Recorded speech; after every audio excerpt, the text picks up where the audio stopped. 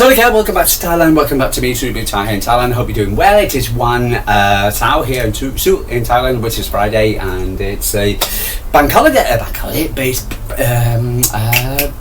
Boxing Day, I forgot completely. Well, it is a bank holiday, you should say.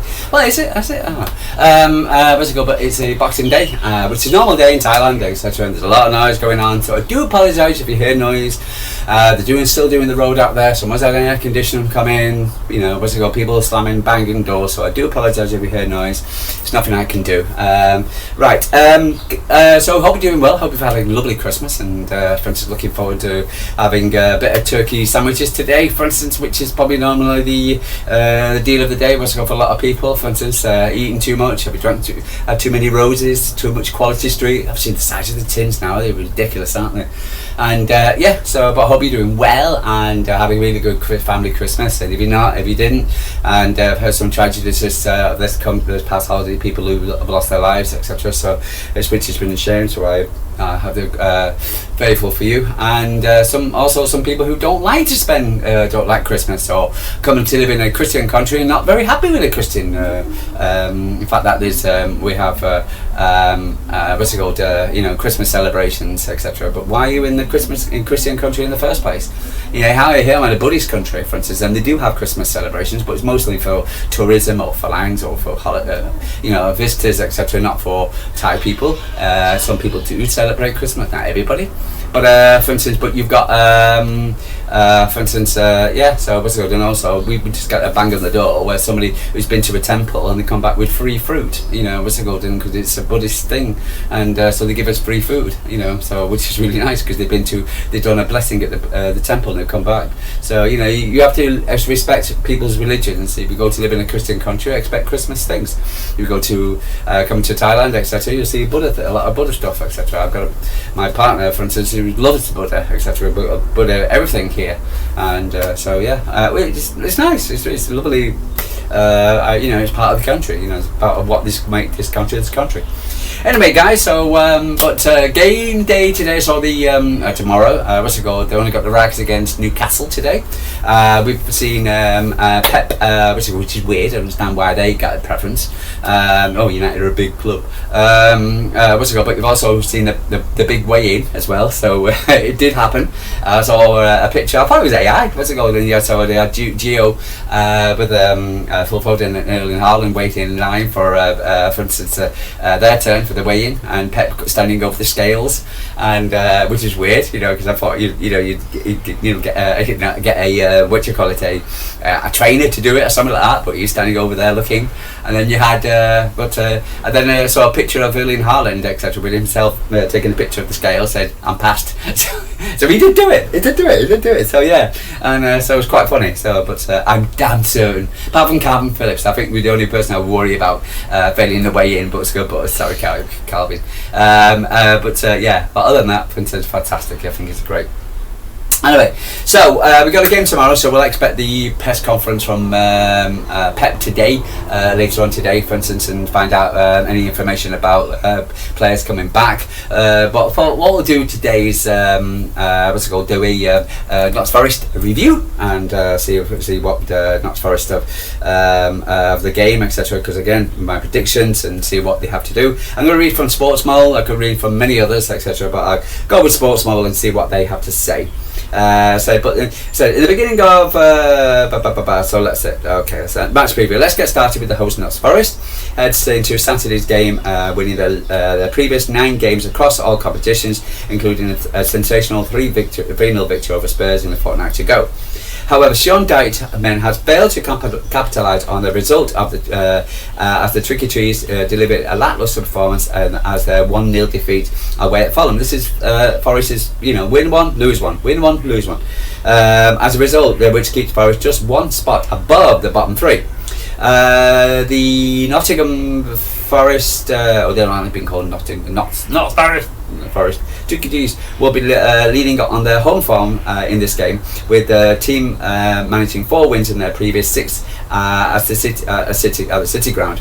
Run which includes just 1 loss since Sean Dyche's arrival. So Sean Dyche, what's it called? I think his comment was every time he plays Man City, he always gets beat 5-0. So let's see. On top of that, Notts Forest fans will certainly remember last visit to the City Ground, which ended 1-0 victory to the Tricky Trees in their first league victory over Citizens since 1995. Yeah, City weren't playing well at the time, etc. The Forest were playing well, top 6. Going very, very well, and it was always but the City Ground, going to Forest is not going to be easy for to go to play football. But I'm quite confident. Nottingham have made opportunity to win back-to-back league games against Man City for the first time in 30 years. Okay, scraping the barrel there. If that was not enough to motivation, victories could move Sean Dyche's men 8 points clear of the bottom 3 ahead of the 3 o'clock kick-off matches. Right, okay, but also it means Man City could go top of the league.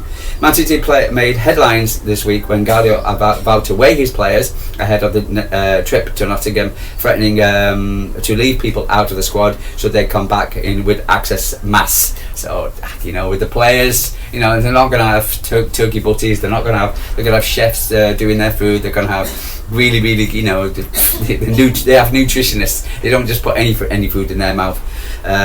So really, again, and also the young men, their metabolism is very, very quick.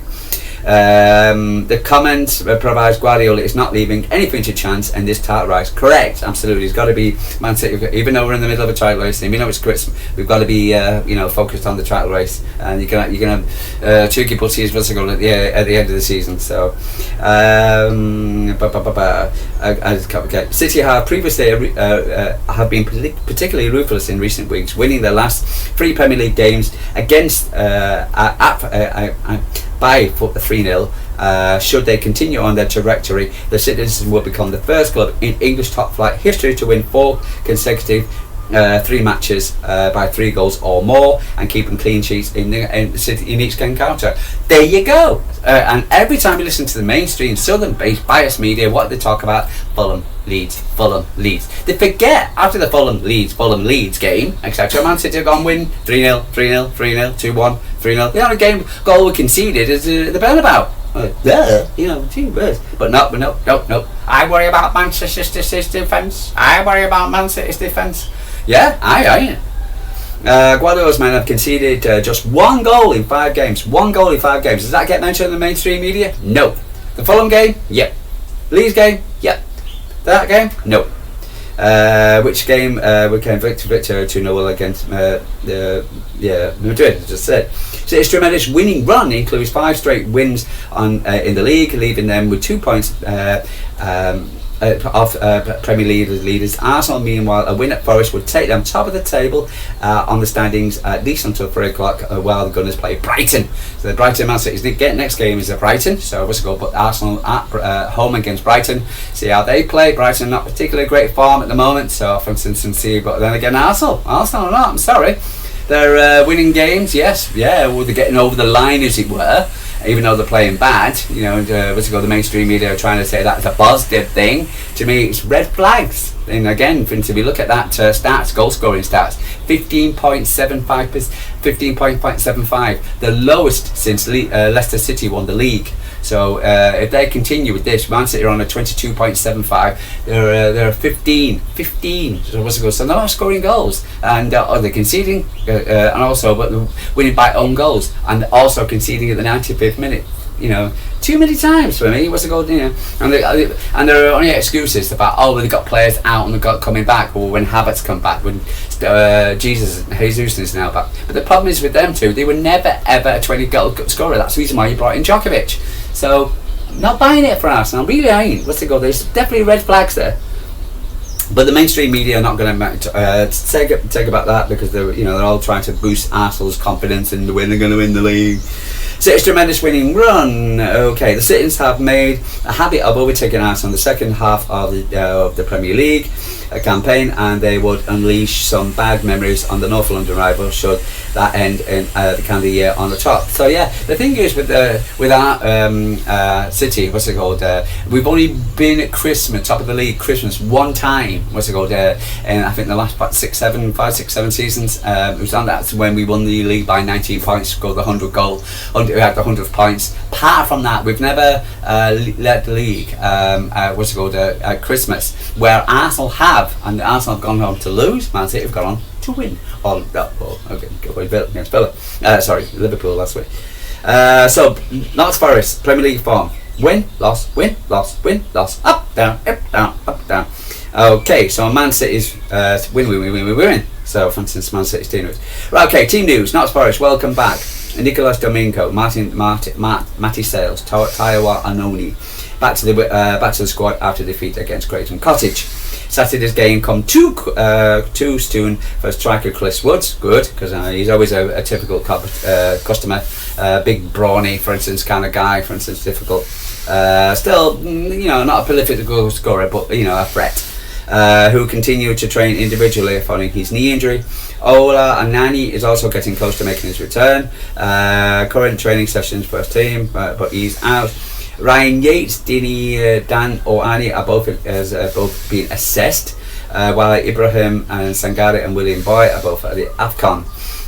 So they've got 2 at the AFCON as well. So Man City have a couple of players out. Ryan ignoring Momoma, what's it called, the AFCON.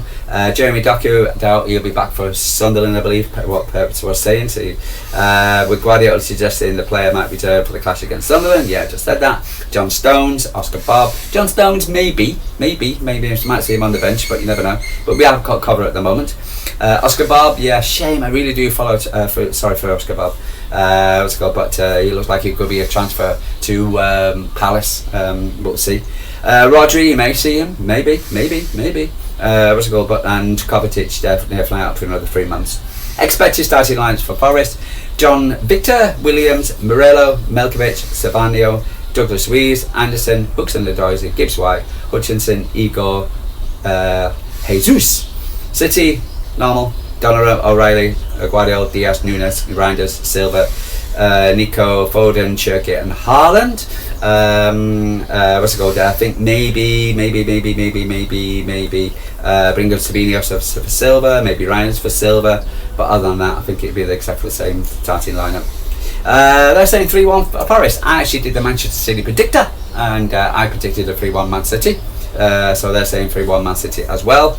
Man City are enjoying a sensational run of form, and they're unlikely to be stopped by the inconsistent Forest side. Since they've lost in all their previous trips to the City's ground by 1, but they have slightly firm set and with the Premier League crown, and they'll be determined to set the record straight with that in mind. We're back in a big win for City for the visitors. Yeah. Well, me personally, I don't see Man City only a win. I do not because of any other reason other than the fact that I think Man City are in great form at the moment, and the players. Notts Forest are definitely not Notts Forest from last season. So but again, for instance, no team in the English Premier League is going to be easy, and to win any ground, even at Old Trafford.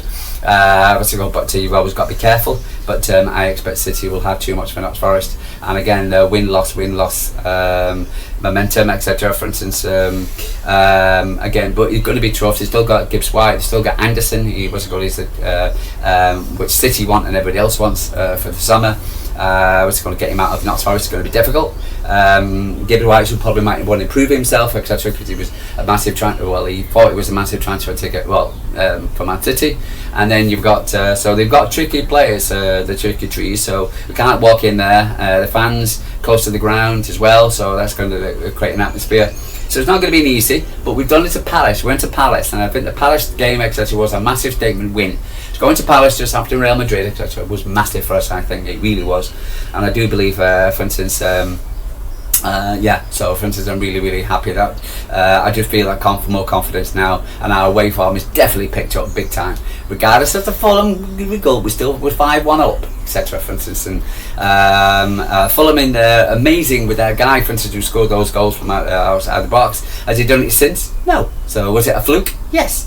So I'm sorry. For instance, So for instance, and we still got the points. Got the points, and also Leeds, where we won. What's the goal? But for instance, at home, Chelsea went to Leeds, etc. Put a weakened squad on and lost. So there you go. So, but Man City are picking up the points. So, I think we just got better since that game as well. So, for instance, and I think I've always said this. If you look at my videos from the start, I've always said Man City are improving side. We're improving, and we're just going to get better and better and better. And the likes of Semenyo will be an addition and a good addition to Manchester City. And I really feel that, for instance, he's just the kind of guy Man City will want. He can score goals, which is what Pep goalie wants. Is also, for instance, which is something the mainstream media will not say. Because when you talk about the mainstream media, I was talking to a guy, for instance, about it, and he quoted the mainstream media as crap as well, and he was saying to how the fact that Manchester City. Why would Doku go to? Why would Semenyo go to Man City? Because you've got Doku. Okay, because that's the only thing what the mainstream media is. He plays on the left. Well, Semenyo plays on the left, right, and the middle, so he can play in different. But then he plays different positions, which is what Pep wants. He wants players playing in different positions. So we've got two midfielders playing in left and right back, etc. You got, and again, for instance, we like to switch them round, and so this is what the Man City philosophy, the Man City way of changing players around. For instance, to play in different positions. So, for instance, and this guy plays on the left, right in the middle. So, for instance, we need cover, for instance, and I think this guy is an opportunity just to have our strength in depth. To again, if you look at the West Ham bench, Man City bench against West Ham, you see the fact that Man City's bench was not very good. So but other than that, I'm really confident about the game tomorrow. I'll see what Pep has to say. I see anybody who's missed the weigh-in, doubt it. But I saw him training yesterday, for instance. Took time to training, and so it'll be interesting to see what Pep's had to say, and about any returning players. And I'm sure he'll be asked about Semenyo, which I'm sure he'll deny, because again, for instance, he's still a Bournemouth player, and Pep's very respectful. But Oscar Barb looks like he's going to go to Palace. Really gutted. I really love Oscar Barb. I think he's a great player, and he was so unfortunate with injuries. But he needs minutes, and if he goes to Palace, gets minutes as well, hopefully he can come back and be in the blue shirt again for Manchester City. So, but Palace would be a good move for him temporarily, hopefully. As far as Marmoush and Semenyo, I just saw Ben Jacobs on talk crap when he was talking about how that they could leave to go to Spurs. So I'm sorry, it's just not happening. I'm sorry, it's not. Man City's not going to lose Semenyo on Marmoush to Spurs. They'll get minutes. Man City are in 4 competitions, and we're going to go deep in these competitions, I expect. And we need a big squad. And it's okay for Arsenal to have a big squad, Liverpool to have a big squad. Man City can't have a big squad. Because every time we buy a player, who is he going to replace? But Arsenal can bring 8 players on, or have all these players on the bench, not getting minutes, not playing in the games, not part of the start 11, but nobody moans about it. But Man City buy one player, and it's where's he going to play? For instance, and talk about Semenyo. We should move in the summer. It'd be best for him, good for him. Just biased nonsense, honestly. And that's the reason why I do this channel, because I'm sick and tired of listening to biased crap. Guys, I'm going to leave you. For instance, I hope you had a really good Boxing Day. Enjoy Newcastle. I'm expecting Newcastle to stuff the rags tonight, so it'll be good. But it'll be 3 o'clock in the morning, so I'll have to catch up with it tomorrow, because I'm not staying up for to watch the rags, no way. But other than that, hope you're doing well. I hope you had a really good Christmas. Hope you're good family as well, and for instance, and have a really lovely day. So, for instance, take care, and I'll speak to you tomorrow.